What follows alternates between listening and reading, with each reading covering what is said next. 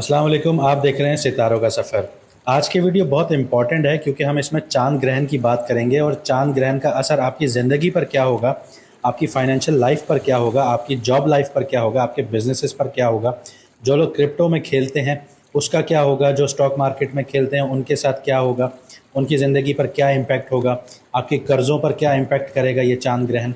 इस सब चीज़ों के बारे में हम बात करेंगे। इसके अलावा आपको रेमेडीज़ भी बताई जाएंगी कि इस चांद ग्रहण में आपको कौन सी रेमेडीज़ करनी चाहिए जो आपके लिए फ़ायदेमंद साबित हों और आप इस चांद ग्रहण को अच्छे से गुजार सकें। तो चलिए बिना किसी देरी के वीडियो को शुरू करते हैं। बात करता हूँ मिथुन राशि वालों की, जिसको उर्दू में बुर्ज जूज़ा भी कहा जाता है। अगर आपकी कुंडली में 3 नंबर लिखा हुआ है पहले घर में तो ये आपके लिए है। मिथुन राशि वालों के तीसरे और चौथे घर में चांद ग्रहण लग रहा है 14 मार्च 2025 को। तीसरा घर आपकी कम्युनिकेशन, सिबलिंग्स, आपकी करेज, आपकी सोशल मीडिया और स्मॉल ट्रैवल से रिलेटेड होता है। चौथा घर जो है वो आपके घर, आपकी माँ, आपकी इमोशनल पीस, प्रॉपर्टी और मेंटल स्टेबिलिटी से रिलेटेड होता है। लेकिन इसका ज़्यादा इफ़ेक्ट तब पता चलता है जब आपके तीसरे घर का मालिक या चौथे घर का मालिक आपका पॉजिटिव बैठा है या नेगेटिव बैठा है। अगर आप नहीं जानते कि आपके तीसरे या चौथे घर का मालिक जो है या लॉर्ड जो है वो पॉजिटिव बैठा है या नेगेटिव बैठा है, तो कमेंट सेक्शन में हमें अपनी ओरिजिनल डेट ऑफ बर्थ बताइए। हम आपको बता देंगे कि आपके थर्ड हाउस या फोर्थ हाउस का जो मालिक है वो आपका पॉजिटिव बैठा है या नेगेटिव बैठा है। तो आपका जो चांद ग्रहण जो आपको लगने जा रहा है उसके असरात आपके ऊपर कैसे होंगे ये आपको बहुत अच्छे से क्लियरली समझ में आएगा। मैं यहाँ पे आपके फाइनेंसेस, आपकी जॉब, आपकी बिज़नेस, आपकी इन्वेस्टमेंट्स, आपके पैसिव इनकम्स, आपके स्टॉक मार्केट, आपको हर चीज़ के बारे में बताऊँगा कि ये चांद ग्रहण आपके लिए कैसा रहेगा। लेकिन उससे पहले मैं आपको ये बता दूँ कि इस चांद ग्रहण में आपके बहन भाइयों से मिसअंडरस्टैंडिंग्स हो सकती हैं। सोशल मीडिया पे आपकी मिसकम्युनिकेशंस हो सकती हैं, कम्युनिकेशंस इश्यूज़ हो सकते हैं या आपको लॉस हो सकता है इन चीज़ों पर। घर में आर्ग्यूमेंट स्पेशली माँ के साथ हो सकते हैं। घर या प्रॉपर्टी के काम में आपको डिलेज़ का सामना करना पड़ सकता है। मेंटल फोकस आपका नहीं रहेगा, आप स्ट्रेस में रहेंगे। इसके अलावा आपके जो छोटे-मोटे ट्रैवल्स होते हैं उसमें आपको प्रॉब्लम्स या रुकावट का सामना करना पड़ सकता है। माँ की हेल्थ का इशू हो सकता है, तो माँ की हेल्थ पे बड़ा ध्यान देना है आप लोगों ने। कॉन्फिडेंस और डिसीजन पावर कम हो सकती है आप लोगों की। ये टेम्पररी ही होगा, इसको अपने ऊपर ज़्यादा हावी नहीं कीजिएगा।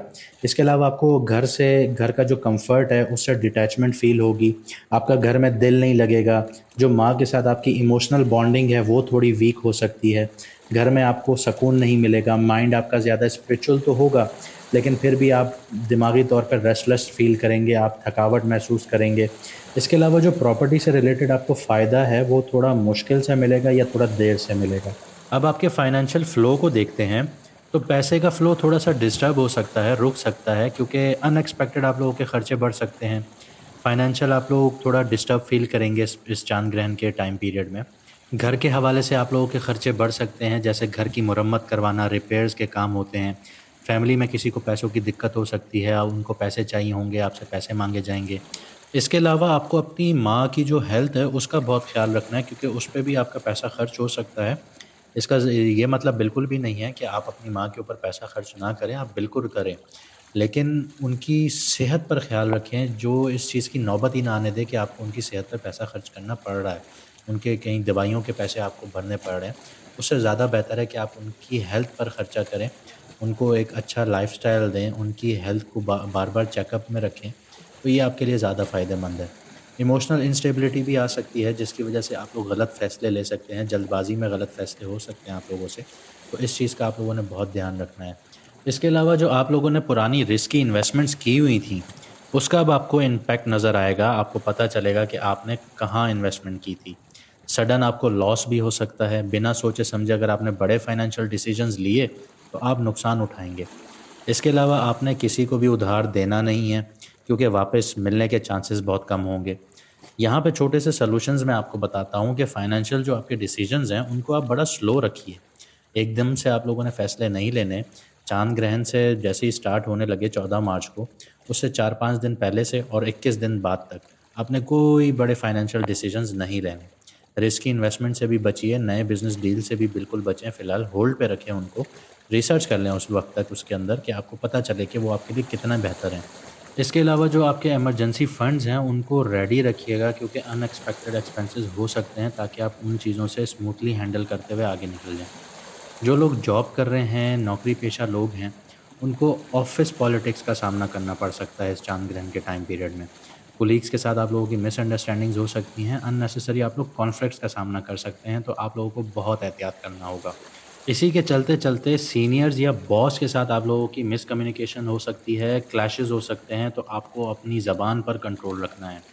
ईमेल्स या मैसेजेस करते वक़्त गलतियाँ होने के चांसेस बहुत हैं, जिसकी वजह से आपको प्रोफ़ेशनल इश्यूज़ का सामना करना पड़ सकता है। तो जो भी आप ईमेल कर रहे हैं या डॉक्यूमेंट भेज रहे हैं, उसको 2 दफ़ा रीचेक ज़रूर करना है आप लोगों ने। इस टाइम पीरियड में आप लोगों को ये भी फ़ील हो सकता है कि आप लोग ट्रांसफ़र ले लें, जॉब डिससैटिस्फैक्शन आपको फ़ील हो सकती है।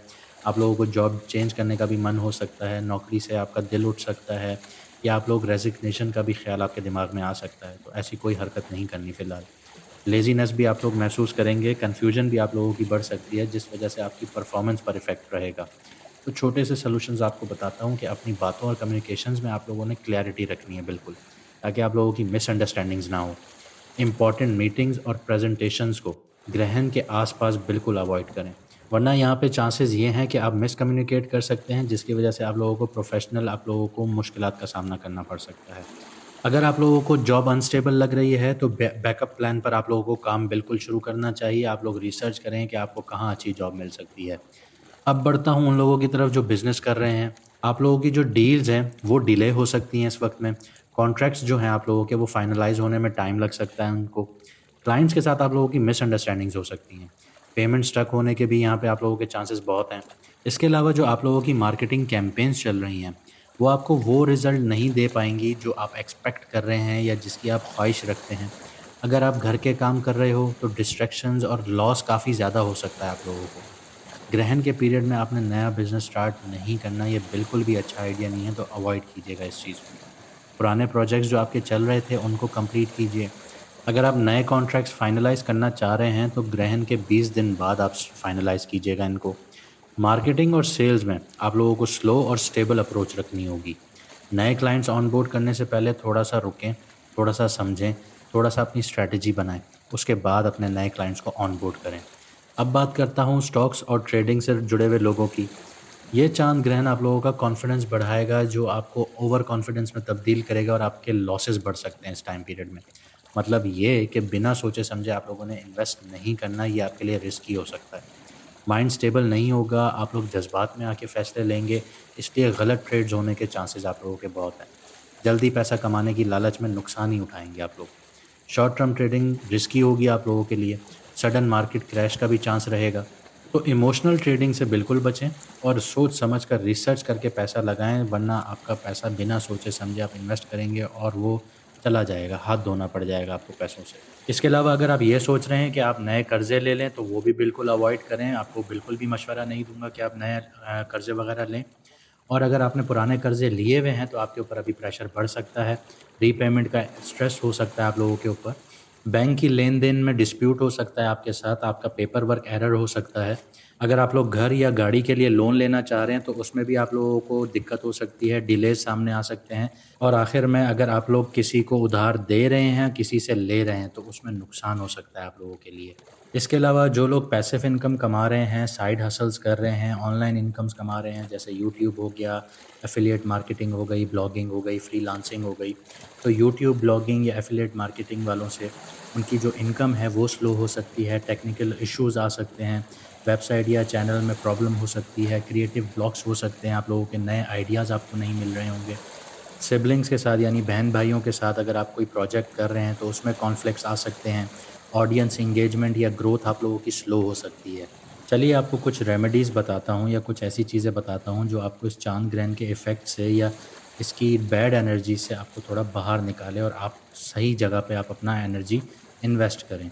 सुबह के टाइम आप लोग उठें, फ्रेश एयर लें, वक़्त गुज़ारें आप लोग, डीप ब्रीथिंग एक्सरसाइज़ेज़ कीजिए सुबह के वक़्त और ज़मीन पर नंगे पाँव चलना आपके लिए इसमें बहुत मुफ़ीद होगा। इसके अलावा ग्रीनरीज़ में आप लोग अपना वक़्त गुज़ारिए, जैसे फूल-पौधे हैं, घास है, उसमें अपना टाइम ज़्यादा स्पेंड कीजिए। ये आपकी नेचुरल एनर्जीज़ को बैलेंस करेगा और आपकी इमोशनल हीलिंग होगी। इसके अलावा पानी के साथ भी आप अपनी हीलिंग कर सकते हैं, जैसे आप एक सुबह उठें, आपने एक पानी का गिलास लिया, उसमें थोड़ा-सा नमक डाल के पीना आपकी जो नेगेटिव एनर्जीज़ को फ्लश करेगा। इसी के साथ साथ आप लोगों को चाहिए कि आप लोग ग्रहण वाले दिन ज़्यादा खाना ना खाएं, ज़्यादा पानी पिएं सुबह में भी और रात में भी। तो ये आपकी बॉडी को डिटॉक्स करेगा। इसके अलावा आप लोगों को चाहिए कि 30 मिनट्स ना अपने आप को दीजिए, साइलेंस प्रैक्टिस कीजिए। फ़ोन, सोशल मीडिया, ये सारी चीज़ें जो भी हैं आप इनको साइड पे रखिए, बंद कीजिए और लंबी साँस लें और सोचें सिर्फ़ बैठ के। अपने माइंड को ऑब्ज़र्व करें कि आपको मुश्किलात क्या हैं। ये ओवरथिंकिंग और इमोशनल जो प्रेशर है आपके ऊपर, उसको रिलीज़ करेगा। ये एक बहुत पावरफुल तरीका है, इसको आप ज़रा करके देखिए और फिर मुझे कमेंट सेक्शन में ज़रूर बताइएगा कि आपके लिए जो साइलेंस प्रैक्टिस है, ये माइंड रीसेट हो जाएगा आपका, ये आपके लिए कितना मुफ़ीद हुआ, कितना आपके लिए फ़ायदेमंद साबित हुआ। इसके अलावा आप लोगों को चाहिए कि चाँद ग्रहण के दिन में आपने गरीबों को खाना खिलाना है और अगर कोई गरीब ऐसा है जिसको आप जानते हैं या आपका रिश्तेदार है या आपके आस-पास है, उसकी डेली नीड्स का जो सामान है मतलब उसको जो दिन में चाहिए, जैसे चाय पत्ती है, चीज़ें हैं खाने-पीने की, उसकी जो डेली नीड्स हैं, उसको पूरा कीजिए। ये चाँद ग्रहण की नेगेटिव एनर्जीज़ को पॉज़िटिविटी में कन्वर्ट कर देगा। इसी के साथ-साथ रात को सोने से पहले 5 चीज़ें ऐसी लिखिए, अपने जर्नल में लिखें या अपने मोबाइल में लिखें जिससे आप ऊपर वाले की शुक्रगुज़ारी करें कि उसने आपको ये चीज़ें नेमतें अता की हैं। तो ये चीज़ आपकी वाइब्रेशंस को हाई रखेगा और जो नेगेटिविटी है आपके अंदर, उसको ब्लॉक कर देगा। इसी के साथ-साथ आपको डिजिटल डिटॉक्स की तरफ भी जाना चाहिए। इसका मतलब ये है आसान अल्फ़ाज़ों में कि ग्रहण से 1 दिन पहले और 1 दिन बाद तक आपने सोशल मीडिया और जो न्यूज़ हैं जिनसे आपको एक नेगेटिव एनर्जी मिलती है, उन चीज़ों से दूर रहना है, बच के रहना है आप लोगों ने, ये आप लोगों के लिए बहुत बेहतर होगा। तो 14 मार्च को जो ग्रहण लग रहा है ये सिर्फ़ एक टेम्परेरी फ़ेज़ है। अगर आप ठंडे दिमाग से स्टेबल होके बहुत सब्र के साथ ये वक़्त गुज़ारेंगे और जो मैंने आपको रेमेडीज़ बताई हैं अगर उस पे काम करेंगे तो आपका माइंड बिल्कुल रीसेट हो जाएगा और एक पावरफुल माइंड की तरह एक आगे आप काम कर सकते हैं। आपकी कुंडली में ऑलरेडी स्ट्रॉन्ग कम्युनिकेशन और क्रिएटिव पावर्स हैं। तो ग्रहण के बाद ये डबल स्पीड में काम करेंगी, अगर आपने जो रेमेडीज़ मैंने आपको बताई हैं उस पे आप काम करेंगे। फाइनेंशियली अगर आप स्लो और सिक्योर मूव्स लेंगे तो ये आपके लिए स्टेबल रहेगा और पैसिव इनकम के भी नए सोर्सेज खुलेंगे आप लोगों के लिए। इस ग्रहण के बाद आपके करियर में आपकी प्रमोशंस, इनोवेशंस, आइडियाज़ आप लोगों के बहुत बेहतर होना शुरू हो जाएंगे। इसका बहुत हाई चांसेस होंगे। स्टॉक और ट्रेडिंग में ग्रहण के बाद ही क्लैरिटी और ग्रोथ का अच्छा टाइम आएगा आप लोगों के लिए। बस आप लोगों ने सब्र से काम लेना है। सबसे बड़ा सीक्रेट यहाँ पे ये है कि ग्रहण के वक्त और उसके बाद सिर्फ अपने ऊपर आप लोगों ने फोकस करना है, लर्निंग करनी है, नए स्किल सीखने हैं और हेल्थ पर ध्यान देना है। बाकी चीज़ें नेचुरली सेट हो जाएंगी। तो ये थी आज की वीडियो। उम्मीद करता हूँ आपने बहुत कुछ सीखा होगा इस वीडियो से और अब आप इस काबिल होंगे कि आप अपनी ज़िंदगी का फ़ैसला बहुत अच्छे तरीके से ले सकें। अगर आपको वीडियो पसंद आई तो लाइक, शेयर, सब्सक्राइब ज़रूर कीजिएगा। इससे हमारी भी हौसला अफजाई होती है और हम आपके लिए बहुत अच्छे से और प्रेडिक्शंस लेके आ सकते हैं। अपनी कीमती राय का कमेंट सेक्शन में ज़रूर इज़हार कीजिएगा। मुझे दीजिए इजाज़त, मिलते हैं अगली वीडियो में सितारों के सफ़र पर।